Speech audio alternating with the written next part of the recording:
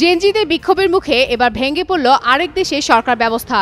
দীর্ঘদিনের বিদ্যুৎ বিভ্রাট, পানি সংকট ও ব্যাপক দারিদ্র্যতার বিরুদ্ধে রাস্তায় নেমে আসে লাখো তরুণ। মাত্র 4 দিনের বিক্ষোভে পতন হয় মাদাগাস্কারের সরকারের। বৃহস্পতিবার থেকে শুরু হওয়া বিক্ষোভ দ্রুত ছড়িয়ে পড়ে মাদাগাস্কারের রাজধানী আন্তানানারিভো থেকে 8টি শহরে। হাতে প্লেকার্ড আর স্লোগানে উত্তাল পুরো দেশ।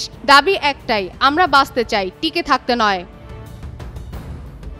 সোমবার বিক্ষোভ আরও তীব্র রূপ নিলে দেশটির প্রেসিডেন্ট আন্দ্রে রাজোয়েলিনা টেলিভিশনে ঘোষণা দেন যে তিনি প্রধানমন্ত্রীকে পদচ্যুত করেছেন এবং পুরো সরকার ভেঙে দিয়েছেন। আগামী 3 দিনের মধ্যে নতুন প্রধানমন্ত্রীর জন্য আবেদন গ্রহণ করা হবে এবং তারপর নতুন সরকার গঠন করা হবে। তাতেও আন্দোলনকারীরা শান্ত হয়নি।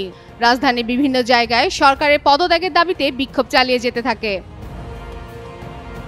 পরিস্থিতি নিয়ন্ত্রণে আনতে নিরাপত্তা বাহিনী রাবার বুলেট, টিয়ার গ্যাস এবং সরাসরি গুলি চালায় বিক্ষোভকারীদের উপর। এদিকে জাতিসংঘের মানবাধিকার প্রধান ভলকার তুর্ক নিরাপত্তা বাহিনীর অপ্রয়োজনীয় শক্তি প্রয়োগের নিন্দা জানিয়ে বলেন, এই ঘটনায় অন্তত 22 জন নিহত এবং 100 জন আহত হয়েছেন। প্রেসিডেন্ট রাজোয়েলিনা ক্ষমতার ব্যর্থতা স্বীকার করে বলেন, সরকারের ব্যর্থতার জন্য ক্ষমা চাইছি। সরকারের সদস্যরা তাদের দায়িত্ব যথাযথভাবে পালন করছে না, তা আমরা স্বীকার করছি এবং দুঃখ প্রকাশ করছি। আমি আহ্বান শুনেছি, কষ্ট অনুভব করেছি এবং দৈনন্দিন জীবনের উপর যে প্রভাব পড়েছে তাও বুঝেছি।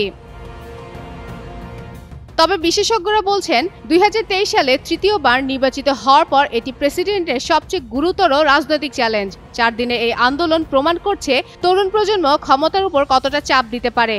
দীর্ঘদিনের দারিদ্র্য, মৌলিক পরিষেবা সংকট ও সরকারের ব্যর্থতার বিরুদ্ধে একযোগে প্রতিবাদ করলে পরিবর্তনের দিশা শক্তিশালী হয়।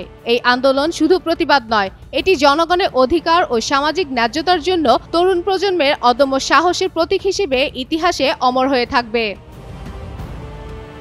ফাতেমা ফাতেহ জান, যুগান্তর নিউজ।